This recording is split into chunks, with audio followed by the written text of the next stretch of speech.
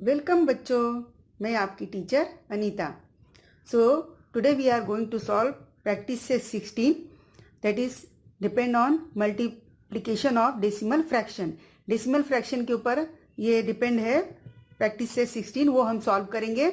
इसके देखो 2 मेथड्स हैं, वैसे तो 3 मेथड्स हैं, बट 2 मेथड्स जो कॉमनली यूज होते हैं वो ये 2 मेथड्स हैं। तो फर्स्ट सम मैं दोनों मेथड से सॉल्व करूंगी, उसके बाद में आपको जो मेथड इजी लगेगा वो मेथड से आप सॉल्व करना। देखो फर्स्ट मेथड में क्या है, जितना डेसिमल पॉइंट के बाद जितना फिगर है उतना हमें नीचे 100 या 10 जो भी आएगा वो लिखना है, और उसके बाद में मल्टीप्लाई करके जितने जीरोस नीचे आते हैं वो हिसाब से हमको यहाँ पर डेसिमल पॉइंट लगाना है। और सेकेंड जो मेथड है वो कॉमनली यूज, जैसा आप मल्टीप्लिकेशन करते थे, मल्टीप्लिकेशन करने के बाद में जो आंसर आएगा उसमें क्या करना है, डेसिमल के बाद जितने फिगर्स हैं, जैसे यहाँ पर 1 2 और यहाँ पर 1, तो तीनों मिला के कितने हो गए, 3 फिगर्स हो गए। तो लेफ्ट साइड मतलब राइट टू लेफ्ट यानी यूनिट से हम लोग काउंट करेंगे, 3 फिगर के बाद में डेसिमल लगा देंगे। ठीक है, अब हम लोग प्रैक्टिस सेट 16 सॉल्व करते हैं। तो देखो बच्चों, यहाँ पर फर्स्ट सम क्या है, if 317 multiplied by 45 is equal to 14,265, then 3.17 multiplied by 4.5 is equal to how much. देखो ये एकदम इजी है, फिगर यहाँ पर और यहाँ पर, यहाँ पर और यहाँ पर सेम है, जस्ट खाली क्या डाल दिया गया है, यहाँ पर डेसिमल डाल दिया गया है।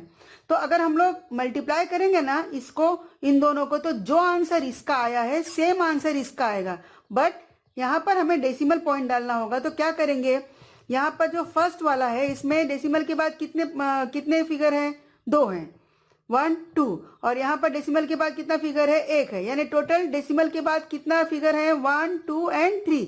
तो हमको यूनिट साइड से यहाँ से हमें काउंट करना है 1 2 एंड 3। यहाँ पर हमने डेसिमल फ्रैक्शन, यहाँ पे हमने डेसिमल डाल दिया, सेम आंसर। देखो फिगर तो सेम था यहाँ भी और यहाँ भी, यहाँ सिर्फ डेसिमल डाल दिया गया था, उसके बाद आंसर मल्टीप्लिकेशन करने पे आंसर सेम आएगा, सिर्फ हमको डेसिमल काउंट करके यहाँ पे डालना है। Now second one is if 503 multiplied by 207 is equal to 109151, then 5.03 multiplied by 2.17, same देखो जैसे ऊपर था वैसे यहाँ पर है, आपको मल्टीप्लिकेशन करने पे सेम आंसर आने वाला है। वैसे भी जब हम मल्टीप्लाई करते हैं तो उसके बाद में लास्ट में आंसर आने पर हम डेसिमल पॉइंट डालते हैं। ठीक है, तो अभी आंसर हमारा क्या है, सेम आएगा जो यहां पर है।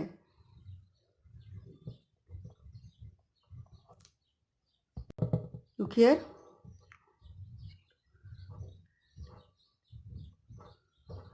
अब हमें क्या करना है, डेसिमल डालना है यहाँ पर, क्योंकि इसके जो फिगर्स जो मल्टीप्लिकेशन वाले थे ये, इसमें डेसिमल पॉइंट था। तो डेसिमल के बाद यहाँ कितना फिगर है, 2, और यहाँ डेसिमल के बाद कितना फिगर है, 2 2 2 4, यानी यूनिट साइड से राइट टू लेफ्ट हमें जाना है, 1 2 3 4, यहाँ पर हम डेसिमल डाल देंगे। ठीक है, आगे आंसर। अब नेक्स्ट मल्टीप्लिकेशन करेंगे। देखो बच्चों, अभी थर्ड क्वेश्चन है मल्टीप्लाई, इसमें थर्ड का सब क्वेश्चन 1 है 2.7 मल्टीप्लाइड बाय 1.4। अब इस वाले सम को मैं 2 मेथड से सॉल्व करूंगी, आपको जो इजी लगेगा वो मेथड से बाकी सम सॉल्व करना। ठीक है, अभी देखो बच्चों, सेम सम को मेथड 1 और मेथड 2 दो मेथड से मैंने सॉल्व किया है। जैसे अभी आप देखो यहाँ पर 27, यहाँ क्या था, 2.7 मल्टीप्लाइड बाय 1.4, यानी हमें क्या करना है, अगर इसमें डेसिमल के बाद कितना फिगर है, एक फिगर है, तो 27 अपॉन डिनोमिनेटर में क्या लिखेंगे, 10, क्योंकि डेसिमल के बाद एक फिगर है तो एक 0। यहाँ पर 1.4, तो यहाँ पर क्या लिखेंगे, 14 अपॉन 10, क्योंकि डेसिमल के बाद एक फिगर था तो एक 0 आया। अब 10 10 जा 100 एंड 27 मल्टीप्लाइड बाय 14, ये मल्टीप्लाई करेंगे तो आएगा 378। अब हमारे पास डिनोमिनेटर में कितना है, 100 है, यानी 2 zeros है। तो अब हमको यूनिट साइड से काउंट करना है, यूनिट टू टेंस ऐसे जाना है। तो 1 2, यहाँ पर हमें डेसिमल लगा के यहाँ पर लिख देना है, दिस इज आंसर। ठीक है, नेक्स्ट क्या है, सेकेंड मेथड है, ये हमारा रेगुलर जो हम लोग हमेशा यूज करते हैं, नॉर्मल मल्टीप्लिकेशन करने का है। ठीक है, मल्टीप्लाई किया, 7 4 जा 28, फिर कैरी किया 2, 4 2 जा 8 एंड 2 10, और 1 7 जा 7, 1 2 जा 2, ठीक है। आ गया 8, ये ऐड करेंगे हम लोग, 8 7 3 and 1 2 and 1 is 3।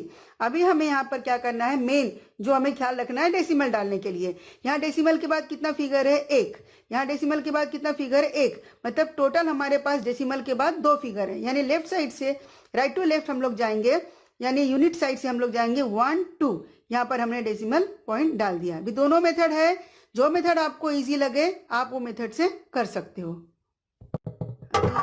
Second question देखो बच्चों, 6.17 मल्टीप्लाइड बाय 3.9, मल्टीप्लीकेशन करेंगे, 9 7 जा 63 और 3 यहाँ पर और कैरी 6, 9 1 जा 9 and 6 is 15, कैरी 1, 9 6 जा 54 एंड कैरी 1 मिला के 55। यहाँ पर देखो 7 3 जा 21, 1 कैरी 2। अभी यहाँ पर कैरी आप लिखोगे तो गड़बड़ हो जाएगा, अपने मन में पकड़ो, ठीक है। इस तरीके से 3 1 जा 3 एंड 2 is 5, 6 3 जा 18। अभी ऐड करेंगे 3 5 1 5 plus 1 is 6, 5 5 10 0 carry 1, 8 5 13 and 14 and 4 carry 1 1 and 1 2, ठीक है।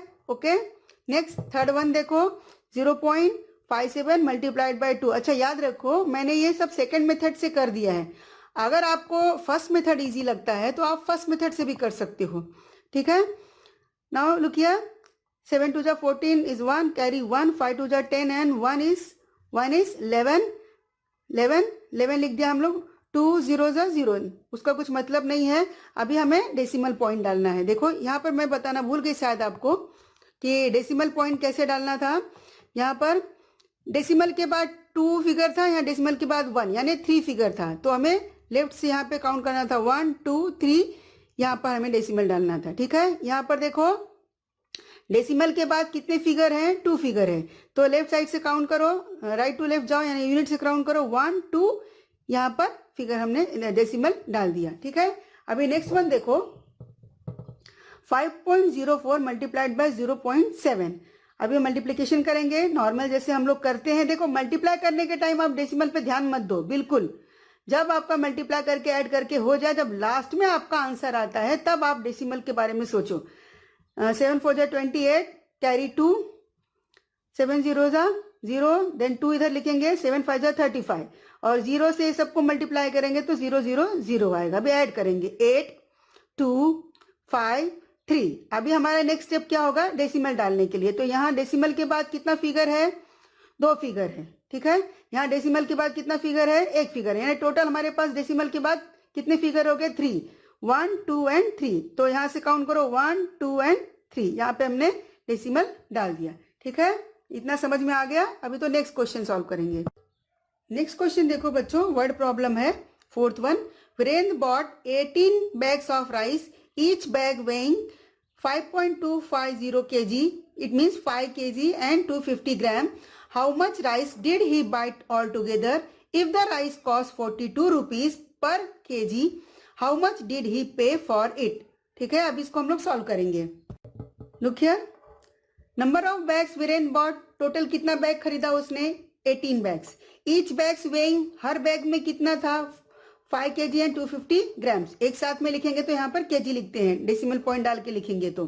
Therefore total weight of rice क्या करेंगे, इन दोनों को मल्टीप्लाई करेंगे, जितना बैग था और जितना हर बैग में वेट था, ठीक है। मल्टीप्लाई करने पे कितना आया, 94.5 kg। देखो मल्टीप्लीकेशन बाद में यहाँ पर मैंने कर दिया है, 5.250 मल्टीप्लाइड बाई 18, हमने मल्टीप्लाई किया तो हमारा आंसर आया 94500। अभी हमारा मेन इसमें एम क्या है, डेसिमल पॉइंट डालना। डेसिमल यहाँ पर डेसिमल के बाद कितने फिगर था, 1 2 3, तो पीछे से हमने काउंट किया 1 2 3, यानी हमारा कितना आया 94.5 kg, ठीक है। ये जो इसके बाद में जो 2 जीरो से उसका कोई मतलब नहीं है, यानी 94.5 यानी 94.5 kg, तो इतना हमारे पास हो गया। कॉस्ट ऑफ 1 kg राइस, अभी हमको कॉस्ट भी दिया गया है 1 kg राइस का, तो 42 रुपीज। तो टोटल हमने कितना परचेज किया उसका निकालना है। Therefore cost of 94.5 kg of rice, 42 multiplied by 94.5, उसका आंसर आया 3969। देखो मल्टीप्लीकेशन मैंने यहाँ पे सॉल्व कर दिया है, 94.5 मल्टीप्लाइड बाय 42। अभी इतना सब मल्टीप्लिकेशन आप कर सकते हो, तो यहाँ कर दिया हमने, आंसर कितना आया है, इतना आ गया हमारा। इसके बाद में मेन हमारा क्या है, डेसिमल पॉइंट लगाने के लिए, तो डेसिमल के बाद कितना है, एक फिगर है, ठीक है। तो यहाँ पीछे से हम लोग काउंट करेंगे, वन फिगर पे काउंट हमने डेसिमल लगा दिया। अब हमारे पास कितना बचा, 3969, ठीक है। तो टोटल कितना लगा उसको, 3969 रुपीज। सो आंसर क्या होगा, Virendra bought 94.5 kg of rice. दो आंसर होंगे इसमें, दो चीजें पूछा है, कितना राइस खरीदा और कितना उसने पे किया। He paid rupees 3969 for the rice. Okay, now next question. Fifth question देखो बच्चों, Vedika has 23.50 meters of cloth. She used it to make 5 curtains to equal size. If each curtain required 4 meters 25 centimeter to make, how much cloth is left over? ठीक है, अब इसको solve करते हैं हम लोग। Now look here बच्चों, वेदिका के पास टोटल कितना क्लोथ है, 23.5 मीटर। अब उसको कर्टन बनाना है, तो एक कर्टन बनाने के लिए कितना लगता है, 4.25 metres. Cloth needed for one curtain is 4.25 metre. देखो वहां पे दिया है 4 मीटर्स, तुम्हारे क्वेश्चन में दिया है 4 मीटर्स 25 सेंटीमीटर, तो इसको हम लोग डेसिमल में लिखेंगे 4.25। ये मैंने आपको पहले सिखाया है कि ये हो गया मीटर और ये this one is centimetre. Okay, ठीक है। अभी cloth needed for one curtain is 4.25 metre, therefore cloth needed to make 5 curtain, 5 curtain बनाने हैं हमको, तो उसके लिए क्या करेंगे, मल्टीप्लाई करेंगे, ठीक है। तो 5 मल्टीप्लाइड बाय 4.25, हमारा कितना आंसर आया, आप यहाँ पर देखो मैंने मल्टीप्लिकेशन कर दिया है, 4.25 मल्टीप्लाइड बाय 5, 5 5 जा 25, कैरी 5 2 जा 10 एंड 10 एंड 2 12, 5 4 जा 20 and 1 4 21.25 metre. Now total clothes available for is how much, 23.5 metre. Clothes remain with Vedika, Vedika के पास कितना है वो हमें निकालना है। देखो टोटल इतना था और उसने यूज कितना किया, सिर्फ 21.25 मीटर। तो cloths remain with Vedika is equal to total cloths with Vedika is 23.5 metre and cloths use for curtain, जो उसने कर्टन के लिए यूज कर दिया, कितना यूज किया, 21.25। तो इसमें से इसको माइनस कर देंगे, हमारे पास कितना है, 2.25 मीटर। अब ये माइनस भी मैंने यहाँ कर दिया है, 23.50 21.25। अब इसमें से हमने माइनस कर दिया, हमारा आंसर आया 2.250। तो आंसर है 2.25 metre of the cloths remain with Vedika. Okay, आप इसको सॉल्व कर लो।